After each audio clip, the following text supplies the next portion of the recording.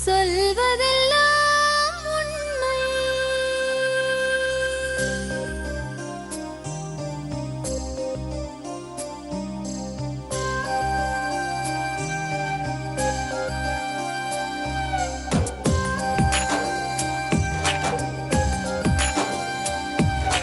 நிழலாய் வழிந்தோடும் ஒரு விழியின் கதையில் மெலிதாய் ஒரு சோகம், அதை அறிவார் எவரோ.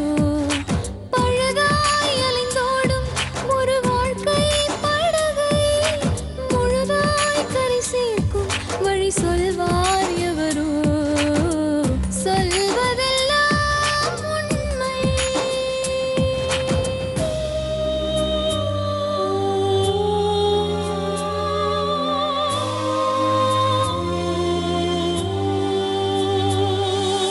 வீட்டில் 4 அறைகளா, தீவு போல் அவை இருப்பதா? பார்க்கும் பார்வையில் குறைகளா, குமுறல்தான் அவர் மொழிகளா? மோதிக்கொண்டது இரு இனம், நீதியை தேடி அலைந்திடும். பாதிப்பென்ன பலனென்ன, பேசினால் தெளிவாகலாம். முரண்களை நீக்கி வரங்களாய் மாற்றலாம், நிலை மாறலாம் துளி அன்பிலே. சொல்வதெல்லாம் உண்மை உண்மை. சொல்வதெல்லாம் உண்மை. எனக்கு என் சம்சாரம் வந்து என்னைக்கு அந்த பையன் கூட சுற்றுறான்னு எனக்கு தெரிய வந்துச்சோ அன்னையிலேருந்து எனக்கு பிரச்சனை வரும். எனக்கு செய்வன செய்திருக்க கிட்டத்தட்ட 50,000 ரூபாய் செலவு பண்ணியிருப்பாங்க. நான் வந்து ஹஸ்பண்ட் ஒய்ஃபுங்கிறது 4 செவத்துக்குள்ள நடக்குது. அது நமக்குள்ள இருக்குது. இதை வந்து நீ மற்றவங்ககிட்ட பேசுற அப்படின்னா அப்போ என்ன ஒரு சில்லறதனம் ரொம்ப ரொம்ப கேவலமா இருக்கு அதை கேட்கறதுக்கு.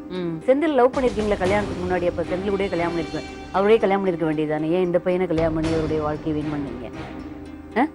வர சொல்லுங்க, அவங்க வீட்டுக்காரே வர சொல்லுங்க, கேட்கலாம். உங்களுக்கு விவாகரத்து வேணும்னா நீங்க தயவுபூர்வமா மனப்பூர்வமா நீங்க என்ன கேட்டுக்கலாம். ஆனா எங்க குடும்பத்தை அசிங்கப்படுத்தணும், என்னை அசிங்கப்படுத்தணும் அப்படி இவ்வளவு தூரத்துக்கு என்னை கூட்டிட்டு வந்து குடும்பத்தை அசிங்கப்படுத்த நீ நினைக்கல, எதுக்கு தப்பு பண்ண? நீ என்ன கேவலப்படுத்த நினைச்சல? நீ செஞ்ச தப்புல ஒவ்வொரு நான் எவ்வளவு அசிங்கப்பட்டுங்க தெரியுமா?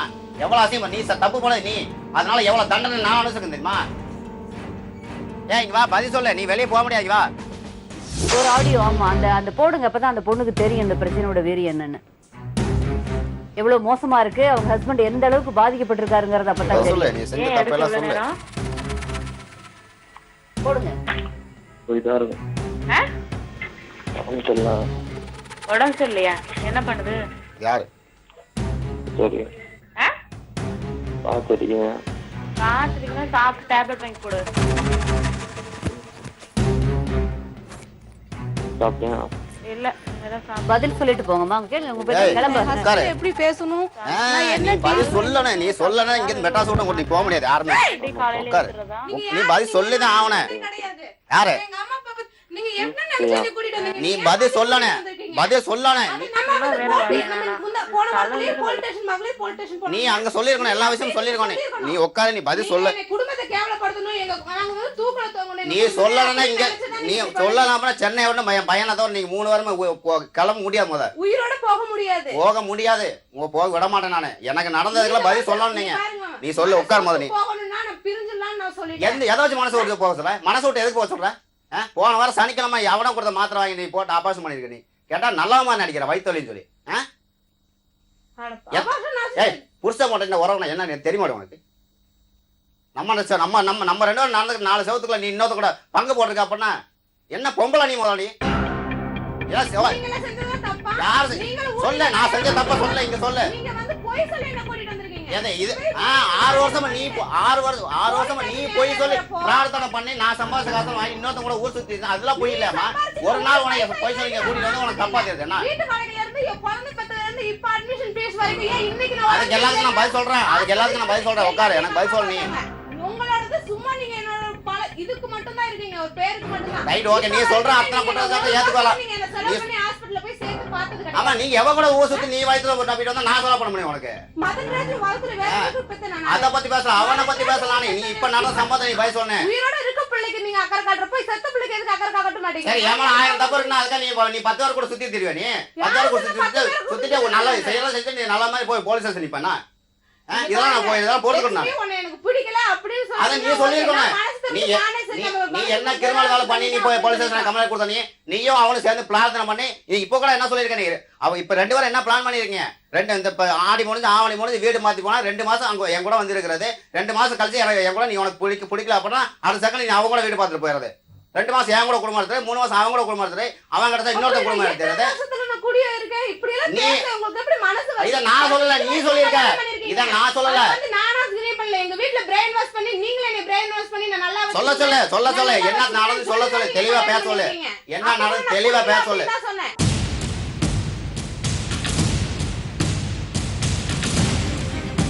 பையன் இதை விட்டு மீடியா விட்டு நான் பையன் வெளியே விட மாட்டேன்.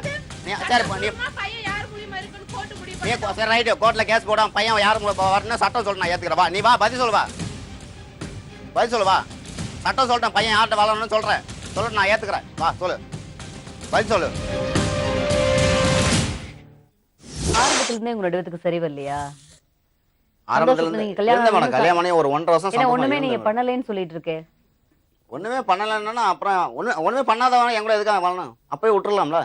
உனக்கு பிடிக்காம நீ வாழ்ந்த அப்ப வந்து நீ செய்யலாம், நான் வந்து பொறுக்கணும். ஆனா அது முதல்லயே சொல்லுச்சு அவங்க கிட்ட அந்த பொண்ணு, அந்த எனக்கு இப்படி விருப்பம் இல்ல கல்யாணத்துல, சொல்லவே இல்லை, நான் பண்ணிக்கப்பேன் சொல்லவே இல்லை. இப்போ வரைக்கும் சொல்ல நான் கேட்டேன். நான் கல்யாணம் பண்றப்ப கூட நான் கேட்டேன், தான் பண்ணிட்டு இருக்கேன். கல்யாணம் பண்ணப்ப கேட்டேன் உனக்கு வந்து எனக்கு கல்யாணம் பண்ண விருப்பம் இருக்கான்னு கேட்டேன். விருப்பம் இருக்கு. கல்யாணத்துக்கு முன்னாடியே நான் வந்து இவங்க அண்ணன் பிள்ளை குழந்தை பிறந்திருக்கப்போ இவங்க வீட்டுல இருந்து பொண்ணை பார்த்து விருப்பப்பட்டு தானே நீங்க கல்யாணம் பண்ணிக்கிட்டீங்க. விருப்பப்பட்டது. அப்புறம் ஏன் 2 பேத்துக்கும் பிரச்சனை வந்தது? 2 பேத்துக்கு பிரச்சனை வந்ததுன்னா வேலைக்கு போற மேடம் சம்பாதிக்கிறேன். இந்த புள்ள வந்து ஏற்கனவே அந்த பழக்கம் அந்த மைண்ட் இவங்களுக்குள்ள இருந்திருக்கு. உங்களோட சந்தோஷமா இருந்ததா இல்லையா? அது அந்த 6 வருஷத்துல அது திருப்பி என்ன சொல்ல முடியாது. உங்களுக்கு தெரியல, முகத்து உங்களுக்கு நடவுட பாவனையில தெரியல. என்னைக்கு வந்து ஆனா படிச்சு சொன்ன மேடம் தப்பு பண்ற இன்னைக்கு நீ ஒரு தப்பு பண்றதுனால நாளைக்கு எவ்வளவு பிரச்சனை நீ சந்திக்க வேண்டியிருக்கு. ஆனா இவ்வளவு மனசார சொன்னாங்க, நான் செஞ்சது தப்புதான் மாமா, நான் இனிமேல் அந்த மாதிரி பேச மாட்டேன், பழக மாட்டேன். இப்போ ரீசன் அம்மா வளர்ந்து ஒரு குடி இருக்கிறப்போ அங்க போன்ல பேசிருக்கப்போ நான் கேட்டேன், நான் நீ இப்படி பேசிட்டு யார்கிட்ட பேசிட்டு இருக்க? ஒரு பொண்ணு ஒரு போன்ல வந்து 3/4 மணி நேரம் பேசிட்டு இருக்க அப்படின்னா ஒண்ணு தாயிட்ட பேச போறது இல்ல, அண்ணன் கிட்ட பேச போறது இல்ல, அப்பா கிட்ட பேச போறது இல்ல, வேற யார்கிட்ட 3/4 மணி நேரம் நீ போன்ல பேசிட்டு இருக்க? பதில் சொல்லுங்கம்மா, வாங்க. அவங்க கேக்குறாரு, வாங்க. தப்பே இல்லாத பொண்ணு, நீங்க ஏன் வருத்தப்படணும்? வாங்க உட்காருங்க, சொல்லுங்க. கேக்குறாரு, ஏன் எதுக்காக நீ தப்ப சொல்ல, அதுக்கு என்ன தண்டனை நான் அனுப்பிச்சுக்கிறேன். என்ன பிரச்சனை? ஏன் அந்த பொண்ணு இப்படி அழகாப்புல வச்சிருக்கீங்க? சின்ன பொண்ணு, 15 வயசுல கல்யாணம் பண்ணி என்ன தப்பு சொல்ல சொல்லுங்க, அதுக்கு உண்டான தண்டனை நான் அனுபவிக்கிறேன். நீங்க இன்னும் பெரியவர், உங்களுக்கு வயசு வித்தியாசம் ஜாஸ்தி. அந்த பொண்ணு ஏன் இப்படி வந்து என்னமா ஆச்சு? என்ன பிரச்சனை? ஏன் இப்படி டைவர்ஸ் வேணுங்கிறாரு? இவ்வளவு பெரிய பழிய உங்க மேல போடுற அளவுக்கு உங்க ஹஸ்பண்டுக்கு என்ன கோபம் உங்க மேல? நீ என்ன பண்ணீங்கம்மா? 2 பேத்துக்குள்ள ஆரம்பத்துல இருந்தே ஒத்து வரலையா? சரி பிரிஞ்சாவது இருக்கலாம்ல அப்பவே. நாங்க அப்பவே சொல்லியாச்சு பிரிஞ்சிருப்போம். இவர் தான் நாங்க எப்ப போனாலும் டைவர்ஸ் கேட்டு போனாலும் சரி, எது போனாலும் நான் விட மாட்டேன். கேப்பீங்களா டைவர்ஸ்க்கு? என்னை விட்டுட்டு அவங்க அம்மா வீட்டுக்கே போயிடுவாருங்க. எந்த ஒரு சூழ்நிலையும் என் கூட 6 வருஷம் ஆச்சு கல்யாணம் ஆகி, என் கூட 1 வருஷம் கூட சரியா கொடுத்துன்னு நான் பண்ணல. சந்தோஷமா இது வரைக்கும் ஒன்னும் வாங்கி கொடுத்தது இல்ல. காசு தலைவலினாலும் எல்லாத்துலயும் அம்மா கிட்டயே கையேந்த வேண்டியதா இருக்கு. மதன் என் பையன் பிறந்து 1 வருஷத்துக்கு அப்புறம் ஆபரேஷன் பண்ணிதான் பிறந்து, எல்லா செலவுமே அம்மா தான். இவங்க வீட்டுக்கு வந்து என்னை கூப்பிட்டது இல்ல. எல்லாமே இவர் எங்கேயாவது அவங்க அம்மா வீட்டோட போயினா என்னோட செயினை வச்சு அடகு வச்சு மறுபடியும் இவரை கூட்டிட்டு வந்து நான் தான் இந்த வீட்டுக்கு அட்வான்ஸ் கொடுத்து ஏகப்பட்ட பிரச்சனை. அப்புறம் கொஞ்ச நாள் 2-3 மாசம் நல்லா இருப்போம், 3ஆவது மாசம் சண்டை வந்துரும். காசு பிரச்சனை வாங்கி போட்டது இல்லையா? இதெல்லாம் உங்க அம்மாவா கொடுத்தாங்க? அது டியூங் மேடம். கட்லு, பீரோ, டிவி, அதோட சேர் எல்லாமே மொத்தமா தான் வாங்கினது. அம்மா பாதி இவங்க பாதி டியூ கட்டி தான் வாங்கினாங்க. சரி. அப்போ நகையெல்லாம் எதுவும் போடல, இவங்களும் வேண்டாம் அப்படின்ட்டாங்க. ஒரு தோடு, ஒரு செயின், ஒரு ரிங், இது மட்டும் தான் போட்டாங்க. அப்புறம் வண்டி கேட்டாங்கன்னு யமகா செகண்ட் ஹேண்ட்ல வாங்கி கொடுத்தாங்க. எல்லாமே நல்லாதான் பண்ணாங்க. தம்பி நல்லாதான் உருகுனாங்க, நல்லாதான் பேசிக்கிட்டாங்க. திடீர்னு அம்மாவுக்கு இவருக்கு என்ன சண்டையோ சரியா பேசுவார்த்தை கிடையாது. அப்புறம் 1 வருஷம் ஒன்னா இருந்தோம். உங்க அம்மாவுக்கு இவருக்கு சண்டை தான் உங்களுக்கு பிரச்சனை? முதல்ல அவங்களுக்கு சண்டை ஆரம்பித்து அப்புறம் தனி கொடுத்தன வந்துடுடி அப்படின்னு சொன்னாலும் தனி கொடுத்தனும். பக்கத்து 2 அம்மா வீட்லயே இருந்தீங்களா? 2 பேரும் பக்கத்து வீட்லயே. ஆமா, சமைக்க தெரியாது, எதுவும் பண்ண தெரியாது. அம்மா தான் சமைச்சு கொடுப்பாங்க, சாப்பாடு போடுவேன், அதோட சரி வேற இது. அப்புறம் இவங்களுக்குள்ள என்ன பிரச்சனை தெரியல. அப்புறம் தனி கொடுத்தன வந்துதான் அவனு சொல்லி தனி கொடுத்தன வந்துதான் அங்க ஒரு வருஷம். அப்புறம் மதன் கன்சீவ் ஆகி அப்புறம் ஃபுல்லா 9 மாசம் வரைக்கும் அவங்க தான் கூட தான் இருந்தேன். வளகா போட்டு அம்மா கூட்டிட்டு வந்தோன்னே இவர் வீட்டெல்லாம் காலி பண்ணி அவங்க அம்மா வீட்டோட ஒன்னா போகணும் அப்படின்னு சொல்லி ஜாமான் தூக்கி அங்க போட்டுட்டாரு. நான் அவங்கள சிக்கல வரமாட்டேன், சிசரியன் பண்ணி போறேன். அம்மா கூட ஒரு 2-3 வருஷம் இருந்துட்டு தள்ளி இருந்துட்டு அவங்க பாத்துக்குவாங்கல்ல அப்படின்னு சொல்லி அவங்களும் மாமனார் மாமியார் வயசானவங்க பார்க்க முடியாதுன்னு அம்மா கூட தான் கொஞ்ச நாள் இருந்தேன். ம். இப்படியே சொல்லி சொல்லி கொஞ்சம் கொஞ்சம் பிரச்சனையா வர ஆரம்பிச்சது. மதனுக்கு ஒரு வருஷம் மெயின் மெயின் பணம் பணம் தான். வேலைக்கு போக மாட்டாரு. சரியான தொழில் இருக்கு சந்தேகம். நிறைய. நல்ல தொழில், சிங்க டெய்லர், வாரம் 3000 கூட சம்பாதிக்கலாம். எந்த பிரச்சனையும் இல்லாம தான் இருந்தது. பிரெக்னண்டா இருக்கிறப்ப எல்லாம் நல்லா கான்ட்ராக்ட் போட்டிருந்தாரு, நல்லா சம்பாதிப்பாரு, வேலை செஞ்சு நல்லா தான் இருந்தோம். கொஞ்ச நாள் போக போக வேலை வேற கம்மி ஆயிடுச்சு. என்கிட்ட இருக்க நகையெல்லாம் வாங்கி அது ஒரு 2 பவுன் தான், அதே அடகு வச்சு எல்லாம் பண்ணி சந்தேகப்படுறது. நானு ஜவுளி கடையில தான் வேலை செஞ்சேன். விவரம் தெரியாது. இந்த பசங்களோட பேசினா இப்படி இவங்க சந்தேகப்படுவாங்க, நமக்கு என்ன தெரியும். கம்பெனில வேலை செய்யறவங்க ஃப்ரெண்ட்ஸ் எல்லாம் பசங்களா இருக்கிறப்போ நம்ம போய் என்னடா என்ன பண்ற, நல்லா இருக்கியா, கல்யாணம் ஆயிடுச்சான்னு கேக்குற இவர் எல்லாத்தையும் சந்தேகம். பசங்களோட பேசுறதெல்லாம் சந்தேகம். ஒரு டிபார்ட்மெண்ட் ஸ்டோர்ல வேலை செஞ்சா 10 பசங்கள்ல 4 பிள்ளைங்க தான் பொம்பளை பிள்ளைங்க, 10 பேர் பசங்களா தான் இருப்பாங்க. 10 பசங்களோட பேசினா சந்தேகம். லவ் பண்ணிட்டியா, பேசுறியா, வைக்கிறியா கேப்பாரா? அப்படி கேப்பாரு. அப்புறம் இவர் நான் உனக்கு துரோகம் பண்ணிட்டு கையாலேயே சூடு வச்சுக்கிறாரு. சூடு 2வது குழந்தை பிரெக்னண்டா இருக்கிறப்போ நான் உனக்கு துரோகம் பண்ணிட்டேன், அதனால நானே உனக்கு தேவையில்லாம கல்யாணம் பண்ணிட்டேன் இவரே சூடு வச்சுக்கிறாரு. சூடு வச்சு இவரே வருத்திக்கிறாரு. அது என்ன ரீசன்னா, இவ வந்து அவன் மேல அந்த அளவுக்கு பாசமா இருக்கிறான்னு தெரிஞ்சு என் மைண்ட மாதிரி உனக்கு கல்யாணம் பண்ணால, அதனால நான் எந்த அளவு வேதனைப்படுறேன் நானு. அன்னைக்கு நீ வந்து அவனுக்கு விரும்ப பண்ண ரைட் ஓகே. கல்யாணத்தப்ப வேற ஒரு ஃப்ரெண்ட்ஷிப் இவ செஞ்ச தப்புக்கு வந்து நான் தான் தண்டனை அனுபவிச்சிருக்கேன். இவர் பாக்குற வரையில சந்தேகப்பட்டுக்கிட்டே இருக்காங்க. ஒரு ஒரு பொண்ணு இப்படி நடந்தாலும் யாரும் சந்தேகப்பட மாட்டாங்க. அப்படி எப்படி இல்ல, நான் நேர்ல பாத்துருக்கேன். அன்னைக்கு நான் கையில சூடு வச்சு அது சொல்றது கொஞ்சம் கவனிங்களே. அதாவது 10 பேத்து கூட பழக வேண்டியது வருது. நான் ஜவுளி கடையில வேலை பார்க்கறேன். கல்யாணத்துக்கு முன்னாடி நடந்த சம்பவம். கல்யாணத்துக்கு அப்புறம் என்ன நடந்தது, 14 வயசு பொண்ணு, கொஞ்சம் மெச்சூரிட்டி கூட இல்லாம கல்யாணத்துக்கு முன்னாடி என்ன நடந்தது எதுனால எனக்கு தெரிய போறது இல்ல. நான் பார்த்ததும் இல்ல. நீங்க அட்வைஸ் பண்ணிருக்கீங்களா அதுக்கு? நிறைய சொல்லிருக்கேன் மேடம், நீங்க கேளு. நிறைய சொல்லிருக்கேன். குழந்தை மேல சத்தியமா சொல்லுங்க. இவர் பாதி போய் பாதி ஃப்ராடு. எல்லாமே ஸ்மோக் பண்றதுல இருந்து ட்ரிங்க்ஸ் அடிக்கிறதுல இருந்து எல்லாமே என் சொல் பேச்சு ஒண்ணுமே இவர் கேட்டதில்லை இது வரைக்கும். நிறைய ஸ்மோக் பண்ணுவாரு.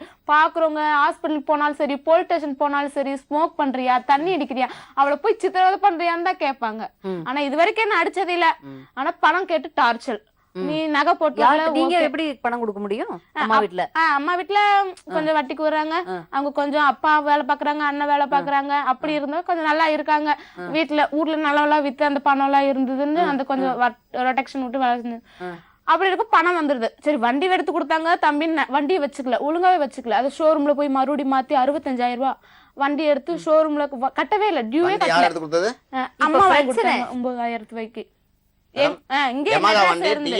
TN07 மெட்ராஸ் ரெஜிஸ்ட்ரேஷன் வண்டி. இங்க இருந்து வண்டி எடுத்து கூட என் பெரிய மாமனார் அவர் இங்கதான் இருக்காரு, அண்ணா நகர்ல. அண்ணா நகர் அந்த ஒரு நிமிஷம். அந்த வண்டி எடுக்கிறதுக்கு 10,000 தவணை வாங்கினாங்க. இன்ட்ரெஸ்ட் போக 8,000 பணம் அந்த வட்டிக்காரு இவங்க அம்மா கையில கொடுத்தாங்க. அதுல வந்து 1,000 ரூபாய் இவங்க அம்மா எடுத்துக்கிட்டு 7,000 என் கையில கொடுத்து. இவங்க அம்மாவை எப்ப தெரியும் உங்களுக்கு? இவங்க அம்மாவை வந்து நான் அந்த அம்மாவில் குடியிருந்தேன். இவங்க இப்ப குடியிருக்காங்க. கல்யாணத்துக்கு எவ்வளவு காலத்துக்கு முன்னாடி உங்க அம்மாவை தெரியும்? ஒரு 3-4 மாசத்துக்கு முன்னாடி. ஒரு 4 மாசத்துக்கு 5 மாசத்துக்கு முன்னாடி. அவங்க அம்மா உங்களுக்கு ரொம்ப ஃப்ரெண்டா? இல்ல அந்த காமல குடி வந்தாங்க. அவங்க அம்மா என்கிட்ட அந்த அளவுக்கு பழகினதும் இல்ல, பேசினதும் இல்ல. ஏன்னா அந்த டைம்ல நானும் இருக்கிறது இல்ல.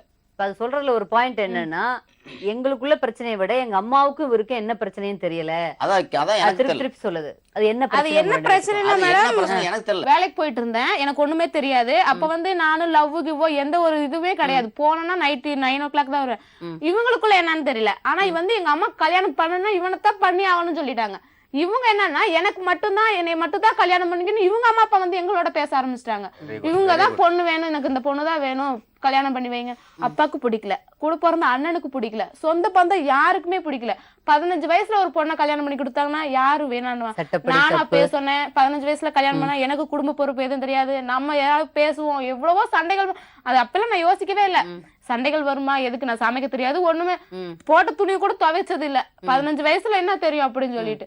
ஆனா கேட்கல. இவங்க 2 பேரும் மாறி மாறி எங்க அம்மாவும் இவங்களும் போய் ஜாதகம் பாக்குறது, அது பண்றது இது பண்றது. கண்ணு மூடிதான் நான் தொடக்குறேன். நிச்சயம் சொல்லிட்டாங்க, கல்யாணம் சொல்லிட்டாங்க, தாலி கட்டி என்னை கூட்டிட்டு வந்துட்டாங்க. நகை வேணான்னு சொல்லிட்டாரு. ஆனா இப்ப அது என்ன ஆகுது, ஊருக்கு போறதுக்கு முன்னாடி இவங்க அப்பாக்கு ஃபைல்ஸ் ஆபரேஷன் பண்றதுக்காக 8,000 ரூபாய் வாங்கிட்டு போயிருக்காங்க. இவர் வந்து எங்க அண்ணனுக்கு அப்ப ஒரு ஜனவரி 31 மகனுக்கு பிறந்த நாள். ஜனவரி 31 மகனுக்கு பிறந்த நாள். 2வது பிப்ரவரி மாசம் போனவரு. போறதுக்கு முன்னாடியே 8,000 ரூபாய் பணம் வாங்கிட்டு ஃபைல்ஸ் ஆபரேஷன் சொல்லிட்டு. ஆனா எனக்கு தெரியவே தெரியாது.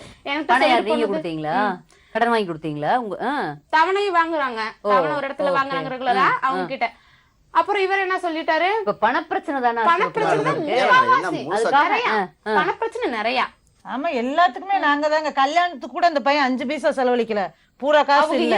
ஒரே ஒரு பையன், அந்த பையனை சத்தியம் பண்ண சொல்லுங்க, நான் 1 பைசா கூட தர மாட்டேன்னு வேணான்றேன். 3 மாசம் தான் எங்க அம்மாக்கு இவரோட தம்பி நிக்குது பணம்னு சொல்லணும். ஆனா வாங்கியே குடுக்கல. சரி, நடந்ததெல்லாம் நடந்துட்டு போகுது. பொண்ணு கல்யாணத்துக்கு முன்னாடியே வேற ஒரு பையனோட விருப்பமா இருந்ததாகவும், விருப்பம் இல்லாம தான் தன்னை கல்யாணம் பண்ணிக்கிட்டது தனக்கு தெரியாதுன்னும், அதுக்கு பிறகும் உங்க பொண்ணு வந்து அந்த பையன் கூட ஃப்ரெண்ட்ஷிப்பை இன்ன வரைக்கும் கண்டினியூ பண்ணிக்கிட்டே இருக்கிறதாகவும், அந்த பையனால 2 தடவை அது அபார்ஷன் பண்ணியிருக்கிறதாகவும் அவர் சொல்றாரு.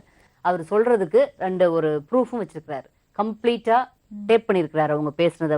அவங்க உங்க பொண்ணும் அந்த பையனும் பேசுக்கு ஆகுமா? எங்க நீங்க பேசுற மாதிரி கூட நான் இப்ப டேப் பண்ணி எடுத்துருவாங்க. நாட்டுல எத்தனையோ இருக்குது. இத சொன்னா போடுறோம் கேளுங்க. அவர் சொல்றாரு, நாம சொல்லல. நீங்க நானும் பேசிக்கிற மாதிரி கூட டேப் பதிவு பண்ணலாம். காசு 50 ரூபா கொடுத்தோம்னா நாட்டுல என்னென்னமோ இருக்கு. அப்படி பண்ண முடியாது. போடுங்க. அப்படியெல்லாம் ஒண்ணும் கிடையாதுங்க மேடம். இவன் சொல்ற மாதிரி எல்லாம் இங்க கோபால் தமிழ் நீ தானே சொன்ன கோபால் தமிழ்ல போகணும். இல்ல அங்கதான் நல்ல வேலை பார்த்தா நல்ல சம்பளம் வந்துச்சு, அதனாலதான் ரெகுலரா வேலை இருந்துச்சு. நீ போறப்ப சொல்றது மதிக்கணும்ல. அப்பாடா, இவங்க ஒரு மனுஷட்ட சரி, சப்போஸ் வேலைய பத்தி எல்லாம் கேக்குறதெல்லாம் ஒரு தப்பா? சரி, பேசுறது தப்பு சொல்ல, இது பேசுறது நான் தப்புன்னு சொல்ல. இன்னொரு ரெக்கார்டு நீ நல்லா கேளு. இல்ல, இதுக்கு முன்னாடி வந்தது கொஞ்சம் அதிகமா இருக்கு. அந்த புள்ள வந்து அபாசனம் பண்றதுக்கு மாத்திரை வாங்கிட்டு வந்தப்ப நீ அவளை சத்தம் போட்டுக்கிற. ஏன்டி நீ அவங்க கூட சுத்துற சரியில்லை, உன் புருஷன் பேச கேட்டு ஒழுங்கா வீட பார்த்து போன்னு சொல்லிருக்கேன் இல்லையா? பொண்ணு என்ன சொல்லுது? சொல்லிருக்கேன் இல்லையா? பிரச்சனையே எங்க அம்மாவுக்கும் அவருக்கு என்ன பிரச்சனை வந்தது? அவ செய்யறான் அந்த அத்தனை தப்பு நீ உடனே இருந்திருக்கிற. என்ன பிரச்சனை? நீ உடனே இருந்திருக்க. செந்தில், சொல்லுங்க. நான் நிர்மலா பெரியசாமன் பேசுறேன்ப்பா, ஜி தமிழ்ல இருந்து. சொல்லுங்க. நம்ம சுபலட்சுமி இங்க ஹஸ்பண்ட் இங்க வந்திருக்காரு. சரிங்க. சுபலட்சுமி அவங்க அம்மா அப்பா எல்லாருமே வந்திருக்காங்க. அவங்க ஹஸ்பண்ட் வந்து உங்களாலதான் அவருடைய வாழ்க்கையே வீணா போச்சு, பெரிய அவமானமா இருக்கு. லாஸ்ட் கடந்த 6 வருஷமா இந்த ஃப்ரெண்ட்ஷிப்னால அவங்க விடாம அதை கண்டினியூ பண்றதுனால நான் வந்து அப்படி ஒரு அவமானத்துக்குள்ளா இருக்கேன், எவ்வளவோ சொல்லியும் முடியலங்கிறாரு. நிறுத்தவே முடியல. இப்ப என்ன விட்டுட்டு இன்னும் அந்த பையனை இன்னும் 2 மாசத்துல கல்யாணம் பண்ணிக்கிற பிளான்ல இருக்காங்க அப்படின்னு சொல்றாரு. இப்ப இந்த பொண்ணும் அது ஹஸ்பண்ட் வேண்டாம் விட்டுறங்குது. ஆனா அது நிர்கதியா நிக்க முடியாது. நீங்க என்ன சொல்றீங்க? நீங்க தான் அதுக்கு மெயின் ஆளு, அதுவும் சின்ன பொண்ணு. என்ன பண்ண போறீங்க? இல்லைங்களா, பழகியே நம்ம 3 வருஷம் தாங்க ஆகுது. சரி, ஃப்ரெண்டா தாங்க பழகணும். சரி, ஃப்ரெண்டா பழகிறவங்க தான் அந்த மாதிரி எல்லாம் பேசுவாங்களா? நான் கேட்டேன்ப்பா, நீங்க எப்படி பேசுனீங்க, 2 பேரும் எப்படி பழகுனீங்க, அந்த ரெக்கார்டெல்லாம் நான் ஃபுல்லும் கேட்டேன். ஓரளவுக்கு என்னால அது ஒரு அளவுக்கு மேல கேட்க முடியல, போதும்ட்டேன். பட் கேட்டேன். ஒரு நார்மல் ஃப்ரெண்ட்ஸ் அப்படி பேசிக்க மாட்டாங்களே தம்பி. சின்ன பொண்ணு, அது வாழ்க்கை இப்படி. அதாவது முதலே நீ வந்து நின்று கல்யாணம் பண்ணிருக்கலாம்ல. அவங்க அம்மா அப்பாட்ட போய் பொண்ணு கேட்டு கல்யாணம் பண்ணிருக்க வேண்டியதானே. அதை விட்டுட்டு அது 15 வயசுல அதுக்கு என்ன தெரியும்? இன்னைக்கு ஆம்பளை நீங்க போயிடலாம். அந்த பொண்ணோட அதுவும் நீங்க அபார்ட் பண்றதுக்கு டேப்லெட் எல்லாம் வாங்கி கொடுத்துருக்கீங்க. அதுக்கு 2 பேரும் சண்டை போட்டுக்கிறீங்க. அது எல்லாமே வந்து அப்படியே ரெக்கார்ட் ஆயிருக்கு எல்லாம். இப்ப அந்த பொண்ணுக்கு என்ன பதில்? என்ன பதில்? நல்ல ஒரு குடும்பத்தோட அழகா ஒரு ஹஸ்பண்டோட நல்லா வாழ்ந்திருக்க வேண்டிய ஒரு பொண்ணை நீங்க முதலே கல்யாணம் பண்ணிருக்கணும், லவ் பண்ணியிருந்தா. இல்ல அதுக்கப்புறம் அந்த பொண்ணே வந்திருந்தா கூட இனி பேசாதேன்னு சொல்லி திரும்பி பார்க்காம போயிருக்கணும். அந்த பொண்ணே திரும்பி வந்திருந்தா கூட இல்ல என்கிட்ட பேசாதேன்னு அவங்க ஹஸ்பண்ட கம்ப்ளைண்ட் பண்ணிருக்கணும், அவங்க அம்மா அப்பாட்ட கூப்பிட்டு சொல்லியிருக்கணும். அதை விட்டுட்டு கண்டினியூ பண்ணி இன்னைக்கு அந்த பொண்ணுடைய வாழ்க்கை இப்ப அவங்க ஹஸ்பண்ட் வேண்டாங்கிறாரு. அதுவும் டைவர்ஸ்க்கு ரெடியா இருக்குது. 20 வயசுல டைவர்ஸ் பண்ணிட்டு போறதுக்கா அவங்க அம்மா அப்பாவும் செலவு பண்ணி கல்யாணம் பண்ணி கொடுத்துருப்பாங்க? எவ்வளவு ஒரு அவமானத்துக்கு அப்புறம். அது நல்லா இருக்கா? உங்களுக்கு அவருக்கு என்ன வயசாகுது இந்த பையனுக்கு? இல்லைங்க, 2 வருஷம் வாழ்ந்துருக்காங்க. அப்பயுமே நிறைய பிரச்சனைகள தான் இருந்திருக்காங்க. அப்புறம் தான் நம்மள்ட்ட ஏன்ட்டு பழகுனுச்சுங்க. ஏற்கனவே அவங்க சண்டை போட்டுக்கிட்டு இருந்திருக்காங்க. அப்படிங்கும்போது 3 மாசத்துக்கு ஒருக்கா வீட்டுல வந்து இருந்திருக்காங்க. அப்பதான் எனக்கு பழக்கம். சரி, கல்யாணத்துக்கு முன்னாடி ஃப்ரெண்ட்ஷிப் இல்லையா? இல்லைங்க, கல்யாணத்துக்கு முன்னாடி ஃப்ரெண்ட்ஷிப் இல்லங்க. கல்யாணத்துக்கு அப்புறம் சரிப்பா, சரி, அப்படியே இருக்கட்டும். இப்ப என்ன அந்த பொண்ணுக்கு என்ன பதில் சொல்றீங்க? அவங்க ஹஸ்பண்ட் வேண்டாங்கிறாரு. அவருக்கு அவமானமா இருக்கும்ல. அவருடைய தரப்பு நியாயம் தானே, தப்பு இல்லையே. ஒய்ஃபும் இன்னொரு ஆளோட பேசி அப்படி இந்த மாதிரிலாம் அவ்வளவு பர்சனலா பேசுறதெல்லாம் காதுல கேட்டுட்டு அக்கம் பக்கம் எல்லாம் சொல்றதை கேட்டுட்டு அந்த மனுஷன் எப்படி வாழ முடியும்? முடியலங்கிறாருப்பா. நீங்க என்ன சொல்றீங்க? என்ன பிளான்ல அந்த பொண்ணுகிட்ட பழகுனீங்க? அது வாழ்க்கை வீண் பண்ணிருக்கீங்க. இப்போ என்ன பிளான் இப்ப உங்களுக்கு ஐடியா? சும்மா ஜஸ்ட் டைம் பாஸ் அப்ப அந்த பொண்ணுகிட்ட பழகுனது? அப்படியெல்லாம் பழகுறீங்க. அப்ப என்ன ஐடியா? என்ன சொல்ல போறீங்க சுப்புலட்சுமிக்கு? கல்யாணம் பண்ணிக்க போறீங்களா? அது வந்துச்சுன்னா கண்டிப்பா பண்ணிக்கோங்க. Very good. பண்ணிக்கிறீங்களா? அவங்க சரி ஓகே. பையனை மட்டும் அவங்க அப்பாட்ட கூட்டுருங்க, நான் கல்யாணம் பண்ணிக்கிறேன். இப்ப அந்த பையன் என்ன சொல்றாப்ல? அவங்க குழந்தை அவங்ககிட்ட கொடுத்துருவேன்னு கரெக்டா சொல்றாப்ல. மேடம் கவலைப்படாதீங்க, அப்படிதான் வரும். குழந்தை வீணா இங்க போகும். பாருங்க இன்னொரு விஷயம். குழந்தை என்னோட இருந்தா வீணா போகுங்களா? இல்ல இல்ல, இன்னொரு கல்யாணம் பண்ணி அவருக்கு பிடிக்காம நீங்க எப்படி வச்சிருப்பீங்க? கல்யாணம் பண்ணிக்கிறேன்னு சொல்றாங்க. நான் என் குழந்தைய வச்சுட்டு கடைசி வரைக்கும் எங்க அம்மா அப்பா கூட நான் இருந்துக்குவேன். இல்ல மேடம் அதுக்கு அவங்க விவரம் எல்லாம் என்ன நீங்க பேசுங்க? அப்புறம் அவர் ஒரு தடவை கல்யாணம் பண்ணிக்கிட்டாருன்னா என் குழந்தைய பாப்பாரா?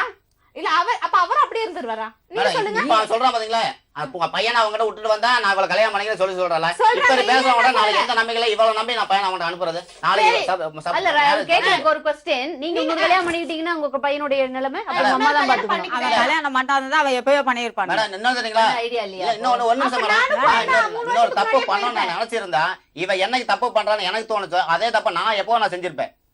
இப்ப எத்தனையோ பேர் இங்க வந்து கல்யாணம் பண்ணிக்கிற ஐடியா இல்லைங்கிறீங்களா? கல்யாணம் பண்ற எனக்கு வந்து எனக்கு ஒரே ஒரு என்ன, என் பையன் வந்து நல்லா படிக்கணும், அவனுக்கு நல்ல ஆரோக்கியம், நல்ல படிப்பு, நல்ல மனசனை வளர்க்கணும். ஏன் இவ்வளவு நாளா அந்த பொண்ணுக்கு ஒண்ணுமே பண்ணல போனீங்க? பண்ணிக்கலாம்ல, ஏன் ஒண்ணுமே பண்ணல? ஒண்ணு பண்ணல சொல்லி சொல்றான்ல. 4 வருஷம் இவங்க கூட அவங்க வண்டியில சுத்தி இருக்கும்போது நான் சம்பாரிச்ச காசு எடுத்து அவங்க கூட வண்டியில சுத்தி இருக்கா. கேட்க சொல்றீங்களா? அப்ப உழைச்சவன் யாருக்கு கொடுத்தான்? சொல்லுங்க. இன்னி வரைக்கும் ஒரு ஃபைஸ் ஆபரேஷனாலும் எந்த பையனும் பாக்குறது இல்ல. 4 பையனும் 4 பக்கம் போயிட்டாங்க. இந்த ஒரு பையன் தான் அவங்க அப்பா வரைக்கும் இன்னைக்கு ஏன் போய் வேலை பார்த்து இதுக்கு மேல பேசுற மரியாதை கட்டி போயிருவேன். அந்த சீட்டை நான் எடுத்துட்டு வரேன். எல்லாம் ஒரு பொம்பளையா? ஏய் நீ வேற பொம்பளை, நீ பொம்பளையா? ஏய் சின்ன பிள்ளை, அதுக்கு மேல பேச கூடாது. பேசாம இருமா, உட்காரு. பொம்பளை நீ மாமியார் கொடுமைப்படுத்துற பிரச்சனை நீ. காசு காசு காசு நான் அந்த அவனை உருக்கிட்டீங்க. உருக்கி தான் கல்யாணம் ஆகி 6 மாசத்துல பிரெக்னன்ட் ஆயிருக்க. ஒரு ஹாஸ்பிடல் கூட்டிட்டு போயிருப்பாரா? ஒரு யூரின் டெஸ்ட், ஒரு பிளட் டெஸ்ட் பாத்துட்டாங்களா? 15 வயசுல தான் கல்யாணம் பண்ணேன். அப்ப எனக்கு என்ன தெரியும்? பசங்க பாக்கலன்னு உனக்கு எப்படி தெரியும்? நாங்க பசங்க 4 பேர் மேடம். நாங்க பசங்க 4 பேர். ஒரு இல்ல வீட்டு அப்படியே போயிட்டு இருந்தது. நின்ற டயத்துல எங்க அம்மா கிட்ட கொண்டு வந்தது தப்பிச்சு ஓடுறதுக்கு என்ன பயமா? அவ்வளவு ஒரு பயந்துட்டு தான் நான் ஓடுறேன். அந்த சீட்டை எடுத்து வந்து காமிக்க தான் நான் போனேன். வாழ்க்கையை பாரு. சரி பழச விடு. உன் லைஃப், உன்னுடைய ஃபியூச்சரை நான் யோசனை பண்றேன்.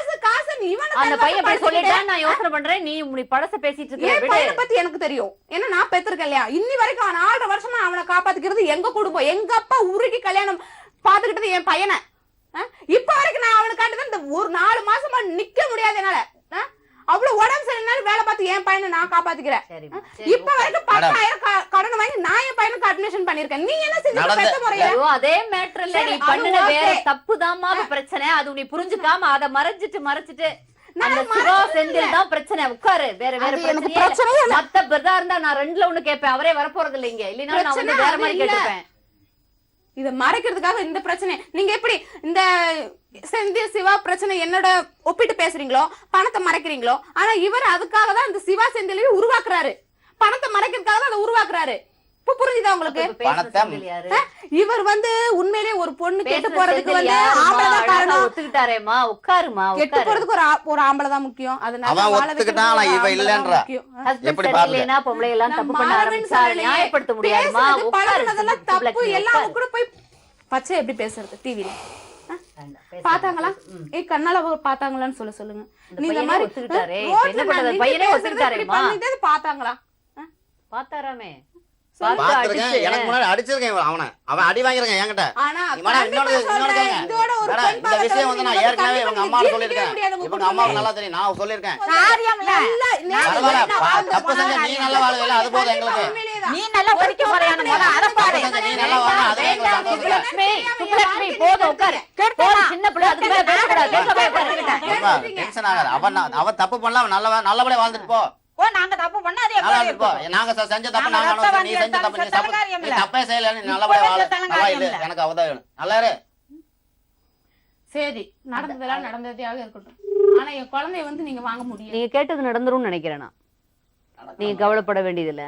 நான் சொல்றேன், பெத்த தாயிட்டு இருந்து குழந்தைய நம்ம பிரிச்செல்லாம் கொடுக்க முடியாது. அது கோர்ட் பார்த்து அது என்ன. நான் சொன்னேன் யாரும் யாரோட வாழ்க்கையை கெடுக்க வேண்டாம்.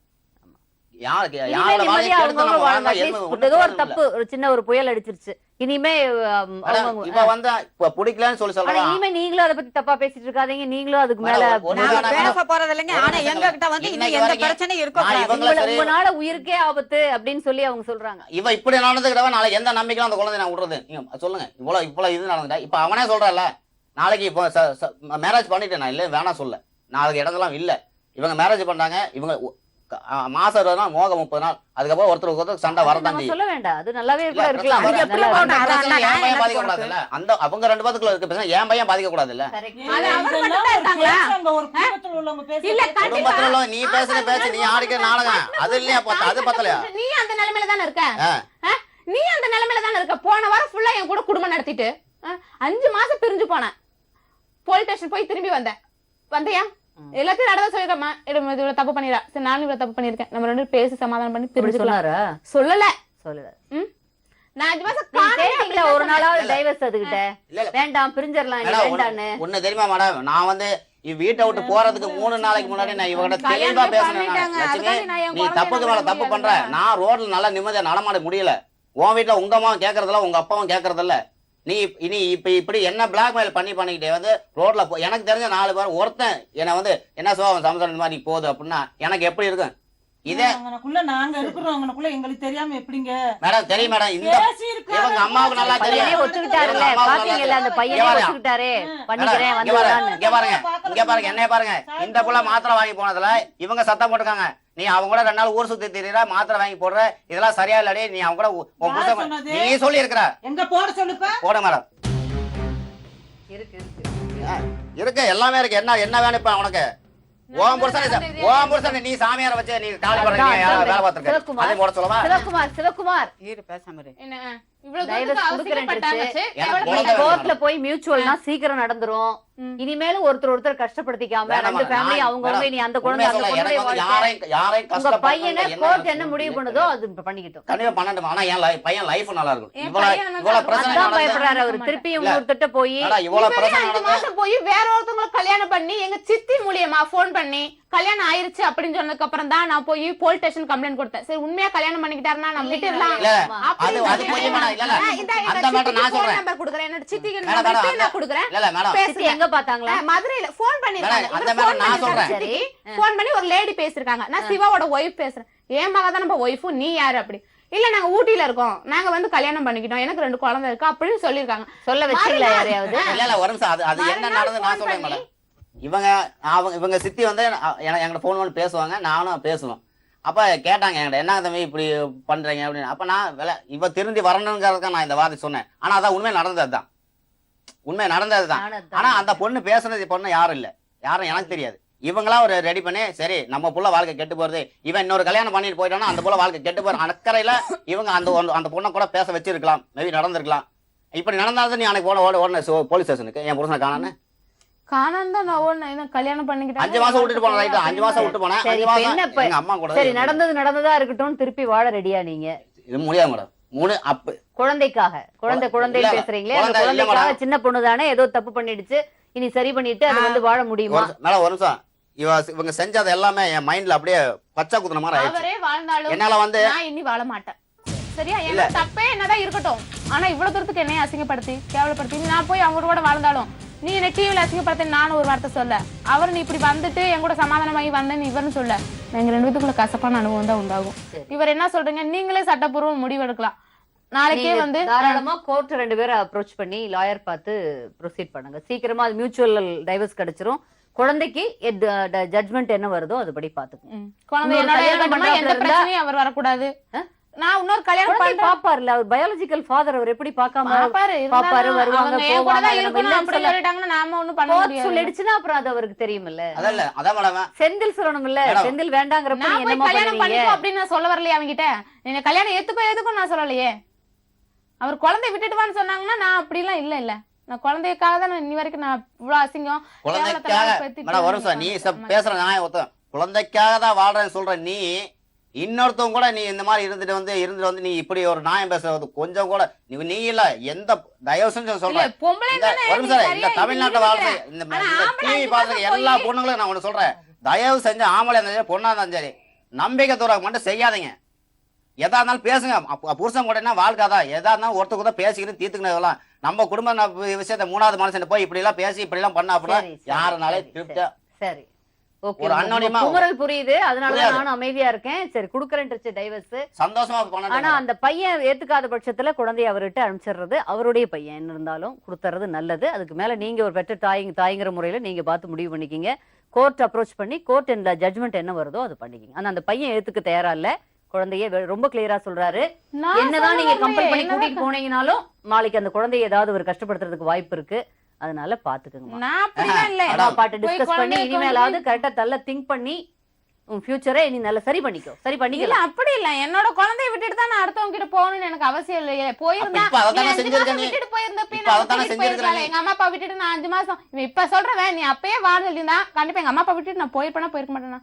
ஏன் எனக்கு ஒரு லைஃப் வேணும்னா நான் எப்பயே போயிருப்பேன். நீ என்ன அதான் சொல்றேன். இங்க பாருங்க, அன்னைக்கு வந்து போலீஸ் அன்னைக்கு பொண்ணு பார்த்தனைக்கே நீ சொல்லிருக்கலாம்ல. நல்லா நான் அவனை கட்டிக்க இஷ்டம் இல்ல. அவனால தான் நான் பழக்கம் அந்த பையன் சொல்றாருங்க. முதல்ல பழக்கம் இல்லைன்னு அந்த பையன் சொல்றாரு. இப்ப சொல்றால போலீஸ் ஸ்டேஷன். சரி ஓகே, நீ பேசிட்டே போகும். இதுதான் முடிவு. 2 பேரும் மியூச்சுவல் டைவர்ஸ் பண்றீங்க. கோர்ட்டு லாயர் பார்த்து உங்க ஊருக்கு போய் அங்க லாயரை பார்த்து 2 பேரும் மியூச்சுவலா டைவர்ஸ் பண்ணிட்டு இனிமே அமைதியா வாழ பாருமா. கோவத்தை வச்சுக்கிட்டே இருக்காங்க. நீங்களும் சரி முடிஞ்சிட்டோம், அவ்வளவுதான். அந்த வலி எல்லாம் போயிடணும். திருப்பி நீனா வாழ்க்கை நிம்மதியெல்லாம் போயிடும். இந்த பிரச்சனைக்கு ஒரு முற்றுப்புள்ளி வரணுங்கிறதுக்காக ஜி தமிழ் மீடியா தேடி கிட்டத்தட்ட 3 நாளா நான் ரொம்ப சிரமப்பட்டேன். போலீஸ் ஸ்டேஷன் போனா 4 பேருக்கு மட்டும் தான் தெரியும். அந்த பிரச்சனை தீராது. இதே இங்க வந்த பிரச்சனை இவங்க தெரிஞ்ச எல்லாரும் பார்ப்பாங்க, எனக்கு தெரிஞ்ச எல்லாரும் பார்ப்பாங்க. இந்த பிரச்சனைக்கு ஒரு முடிவுனா எனக்கு இதுதான் நான் தீர்மானிச்சு 3 நாளா சாப்பிடாம கொள்ளாம குளிக்க உண்மையில நேற்று இந்த 3 நாளாச்சு நான் குளிச்சேன். ஓப்பனா சொல்றேன், சாப்பிட முடியல, தூக்கம் வரல, சாப்பாடு இல்லைங்க, தூக்கம் வரல, எனக்கு தூக்கம் சுத்தமா இல்ல. தூக்கம் அந்த 3 நாளா எப்படி இல்ல. இப்போ ஒரு பொண்ணை வந்து கேவலப்படுத்தி அசிங்கப்படுத்தி தான் நீ அந்த டைவர்ஸை வாங்கி உன் குழந்தைய வாங்கணும்னு விரும்பல. இப்ப நீங்க வந்தா மட்டும் உன் குழந்தைய நீ இப்ப வாங்கிட்டு போயிட்டியா? ஏன்னா அசிங்கப்பட்டனால நீ வந்து இன்னொரு விஷயம் மேடம், தெளிவா சொல்றேன் மேடம். இந்த மீடியா இந்த பிரச்சனை போய் இவங்க சப்போஸ் இப்ப இந்த என் பையனை இவங்க தூக்கிட்டு போனாங்க, அசிங்கப்படணும், என் குழந்தைக்கு உடம்புல எந்த பிரச்சனை எந்த தீரல் வந்து இவங்கனால வந்து நீ பேசாத. என் குடும்பத்தை அழைச்சு நீ பேசாத. நீ தண்ணி ஏன் குடும்பத்தை கட்ட அவனை ஒண்ணுமே வாக்கணுமே. நீங்க வாய முத்து குடும்பத்தை கட்ட இப்படி ஆடி ஆடி நிறாமே போட்டுற நீ தான் கட்ட ஒரு மர்மம் பாரு. தூண் ஒரு எச்சிச்சு பண்ணது. நான் ஏன் பாயறக்க நான் நல்ல பொண்ணா பார்த்தேன். ஆள் கட்டி கெடுத்தா ஆள் கட்டி கெடுத்தா இவ இப்படி பேசி பேசி இந்த நாளே போதும் ஆள்டா ஓ அப்படி சொல்ல மாட்டேன். செத்து போறதை என் கண்ணால அம்மாக்கு பாரு, சின்ன பிள்ளைங்க பாரு. உன் மகன் கூட கொடி போட வர மாட்டான் உனக்கு. என் குடும்பத்தை எனக்கு அழகா 4 இருக்கு. 4 இருக்கு. போயிடுச்சு. அது ஏன் போகுது? போயிடுச்சு. 4 பேர் உன்னை விட்டுட்டு போயிட்டாங்களே. ஏன் போறா? நானும் பார்த்து விட்டு போயிட்டாங்க. இவ்வளவு மாமியாளா? இவ்வளவு ஒரு மருமகள்.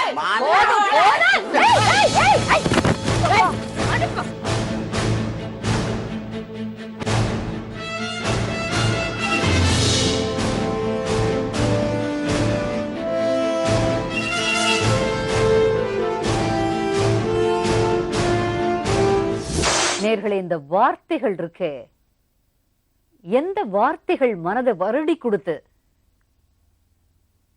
எப்பேற்பட்ட ஒரு கோபக்காரையும் சாந்தப்படுத்துமோ, எல்லா மனதுகளையும் அன்புல வசப்படுத்தலாமோ, அதே வார்த்தைகள் கொடூரமாக அமைதியா இருக்கவங்களை கூட பொங்கி எழ பண்ணி ஒரு அந்த சூழ்நிலையவே படுமோசமாக்கிறது. அப்படித்தான் இப்படி ஒரு சம்பவம் இன்னைக்கு இப்ப நம்ம சற்று முன் பார்த்த இந்த நிகழ்ச்சி வந்து அப்படிப்பட்ட ஒரு நிகழ்வு தான். ஒரு சின்ன பெண்ணுடைய வாயில வந்த வார்த்தைகள் அமைதியா இருந்த அந்த அம்மாவை உண்மையிலேயே அவ்வளவு ஒரு கோவப்பட வச்சது. சிச்சுவேஷனே ரொம்ப மாறி போச்சு. இருந்தாலும் இனிமே அவங்க 2 பேரும் சேர்ந்து வாழ்றதுக்கான வழியே இல்லை. எல்லா தவறுகளையும் செஞ்சுட்டு எதுவுமே தெரியாது, எதுவுமே செய்யலைன்னு அந்த குடும்பம், அந்த பெண்ணுடைய குடும்பம் நியாயப்படுத்த பாக்குறாங்க. ஆனா எல்லாம் வெட்ட வெளிச்சம் ஆயிடுச்சு.